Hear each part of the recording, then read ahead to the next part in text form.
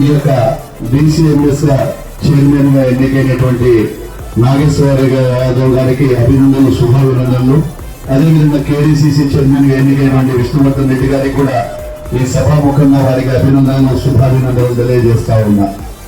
గుర్తింపు ఇచ్చి తెలుగుదేశం పార్టీ ఈరోజు బీసీఎంఎస్ చైర్మన్ గా ఈరోజు నాగేశ్వర యాదవ్ గారిని ఈరోజు నిలబెట్టారంటే కార్యకర్త పార్టీకి నమ్ముకుంటే ఏ విధంగా ఉందో ఇది ఒక అనుభవం. అదేవిధంగా ఇక్కడ విష్ణువర్ధన్ రెడ్డి అన్న గారికి కూడా అదే విధంగా చేయడం జరిగింది.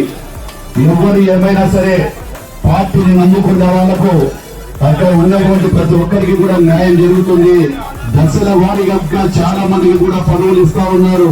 వేదిక మీద కూడా చాలా మంది డైరెక్టర్లు ఉన్నారు. పార్టీ ఒక్కటే క్రమశిక్షణ కలిగిన పార్టీ.